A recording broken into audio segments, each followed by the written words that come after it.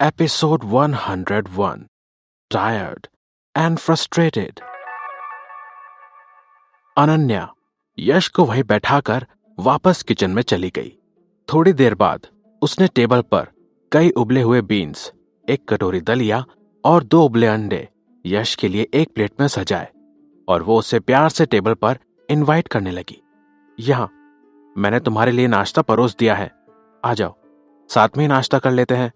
मैं इतना बुरा खाना भी नहीं बनाती हूँ। इनफैक्ट भाविका तो कहती है कि मैं काफी अच्छा खाना बनाती हूँ, तो तुम भी आज ट्राई करके देखो।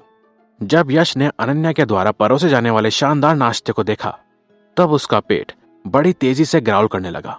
वैसे तो वो मना कर देता, लेकिन जब उसने वहां पर उस शानदार नाश्ते को देखा तो वो ललचा गया और उसका वहां बैठकर वो पूरा नाश्ता खत्म करने का मन करने लगा।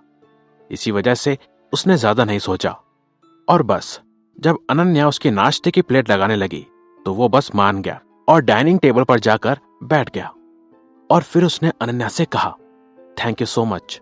वो रसोई में जाने से पहले मुस्कुराई और उसके लिए एक दूध का गिलास गर्म किया, क्योंकि उसका मानना था कि नाश्ते में दूध होना ही होना चाहिए। उन दोनों ने नाश्ते पर बातचीत की और इस दौरान अनन्या ने अपने वर्किंग शेड्यूल को एक्सप्लेन किया।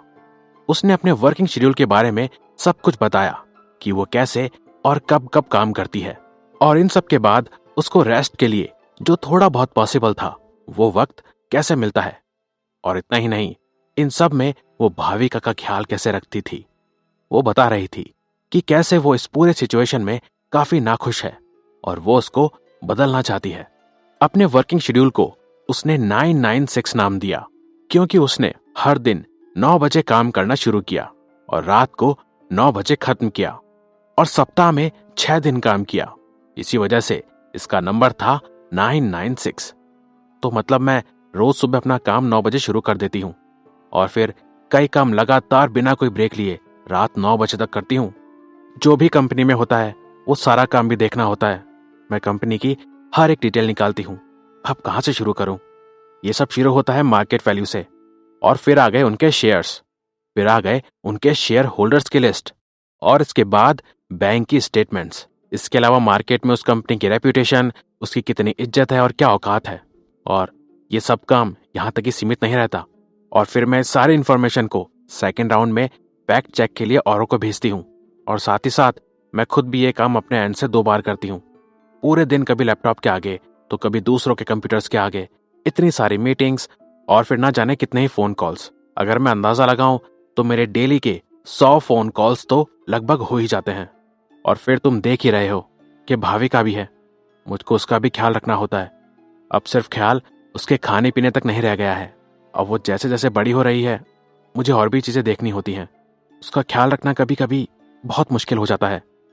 वो बड़ी हो रही है और इस वजह से मैं हमेशा उसके आसपास रहना चाहती हूँ। तो बस ऐसे ही मैं इसी सब के बीच उसकी पढ़ाई का भी ध्यान रखती हूँ। उसके सोने, उठने, खेलने, कूदने, हर एक चीज का ख्याल रखती हूँ। और ऐसा भी नहीं है कि मुझे बहुत सारी छुट्टियां मिलती हैं। जैसा कि मैंने तुमको अभी बतलाया कि मुझे इसी शेड्यूल में हफ्ते में 7 दिन में से 6 दिन ऐसे ही काम करते रहना पड़ता है। मैं अगर सच कहूं तो मैं शेड्यूल से बिल्कुल खुश नहीं हूं। बहुत ही बेकार लगता है। एक बैलेंस वर्क लाइफ तो बस सचमुच में कहने की बात होती है। मेरी वर्क लाइफ और पर्सनल लाइफ में तो कोई फर्क ही नहीं लगता। यहां तक कि खाना खाने तक का टाइम नहीं होता मेरे पास। अब तो मैं क्या ही बताऊं तुम्हें। ऐसा लगता है कि जिंदगी निकले जा रही है।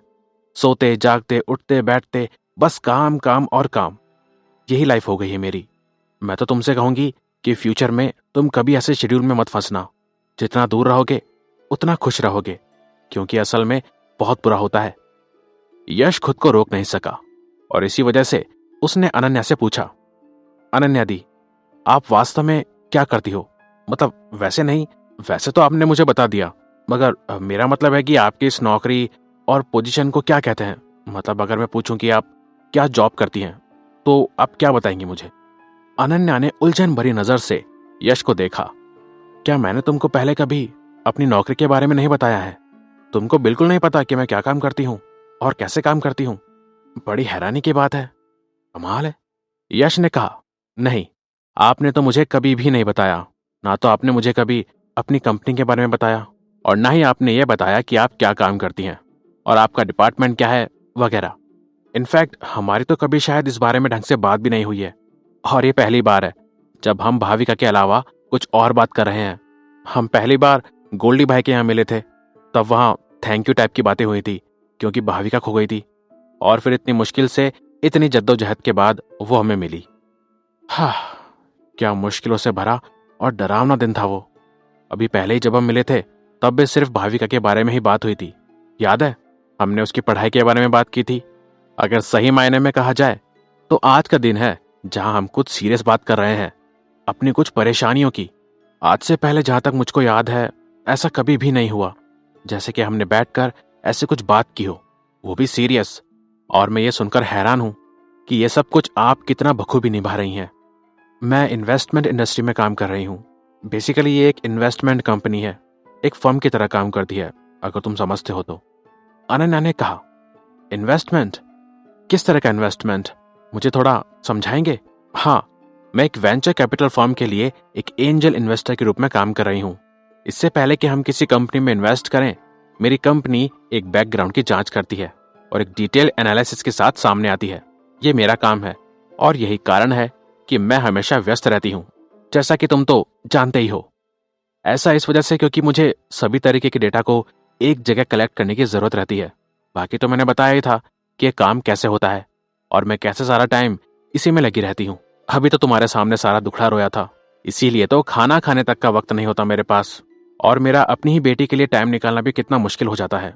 अनन्या ने उबले अंडे का एक टुकड़ा लिया और कहा, हंसने वाली बात तो यह है कि अभी अभी इतना लंबा चौड़ा भाषण दिया है और फिर भी मेरे मन की भड़ास खत्म नहीं हो रही है। अब छोड़ो भी, मुझे लगता है कि ये 996 का शेड्यूल मेरे लिए बिल्कुल सही नहीं है। मेरी पर्सनल लाइफ तो कहीं छोड़ी ही नहीं कंपनी ने। सारे टेंशन के भंडार मुझे दे रखे हैं। अगर किसी प्रोजेक्ट में अचानक कोई दिक्कत आती है तो मुझे ही संभालना पड़ता है। मुझे लगता है कि 007 ज्यादा बेहतर है। मुझे तो ये शेड्यूल बहुत बढ़िया लगता है क्योंकि मेरे पास सातों दिन कोई काम नहीं रहता, यश ने मजाक में कहा। यश फिर कुछ सोचने लगा और फिर अचानक से यश अपने जीवन के लिए भगवान को थैंक यू बोलने लगा। उसने ऐसा इसलिए किया क्योंकि अभी तक उसको लगता था कि वो ही बिजी रहता है, और साथ ही साथ उसको लगता था कि उसको अपने लिए कोई समय नहीं मिलता। वहीं जब उसने सुना कि अनन्या कैसे पूरे पूरे दिन काम ही करती रहती है और कैसे वो सिर्फ और सिर्फ मुश्किल से भाविका के लिए समय निकाल पाती है, उसको अनन्या के लिए बुरा लगने लगा। सीधी भाषा में बोला जाए तो उसको अनन्या पर तरस आ रहा था क्योंकि वो इतना काम संभाल रही थी और ऊपर से उसकी एक छोटी सी बच्ची भी थी जिसका उसे पूरा ख्याल रखना होता है, उसकी पूरी रिस्पॉन्सिबिलिटी लेनी होती है। तो आखिर ये बात तो सही है कि उसके पास खुद के खाना खाने और सोने तक का टाइम भी नहीं हो पाता होगा। तरस खाने वाली बात तो थी, इतना काम करती थी और इतने सारे पैसे भी मिलते थे, मगर उसकी लाइफ में उसके खुद के लिए कुछ भी नहीं था। ये 996 वाली वर्किंग शेड्यूल की स्कीम सचमुच एकदम बेकार थी।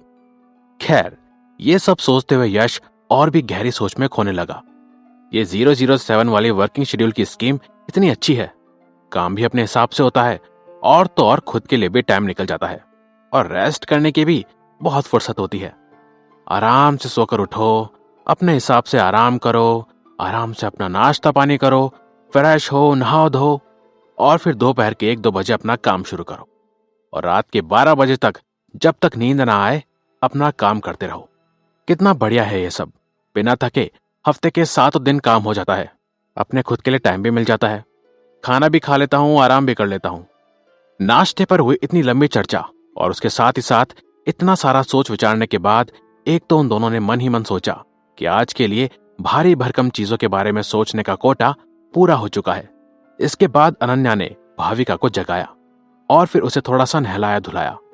आज नाश्ते पर बातें करते करते और साथ ही साथ इतनी सारी बातों के बारे में सोचने विचारने के बाद यश को लगा कि आज तो शायद नॉर्मल से भी ज्यादा समय हो गया था उन दोनों को नाश्ता करते करते। और यही सब सोचने के बाद यश को लगा कि भाविका को एक तो पहले से ही नॉर्मल से ज्यादा समय मिल चुका था सोने के लिए। यश ने फिर यह भी सोचा कि इतना सोने के बाद तो अब भाविका की नींद पूरी हो चुकी होगी और अब वो पूरे दिन एकदम एनर्जी से पैक रहेगी और उसका पढ़ने में भी खूब मन लगेगा। यश को यह सोचकर बड़ा अच्छा सा लगने लगा कि आज उसे भाविका को पढ़ाने में और भी ज्यादा मजा आएगा, और तो और इसके लिए उसे उस पर कोई ज्यादा मेहनत भी नहीं करनी पड़ेगी। वो सोचने लगा कि आज का दिन तो एकदम मक्खन की तरह स्मूथ होकर निकल जाएगा। और इस सब में पैसों के साथ वो रैंडम पॉइंट्स भी बिना किसी एक्स्ट्रा मेहनत मशक्कत के कमा लेगा और बाद में वो पॉइंट से कुछ ना कुछ तो करते ही रहता है। आखिर अब तक उसने 5 मॉन्स्टर्स पाल लिए थे और साथ ही साथ इतने स्पेशल आइटम्स भी तो थे उसके पास। वो ये सब कुछ ही सोच सोचकर बहुत खुश होने लगा था। फिर जब अनन्या भाविका को नहला धुलाकर तैयार करके बाहर लेकर आई तो यश ने देखा कि अपनी मां के साथ आती हुई भाविका के चेहरे पर अभी भी नींद की खुमारी थी।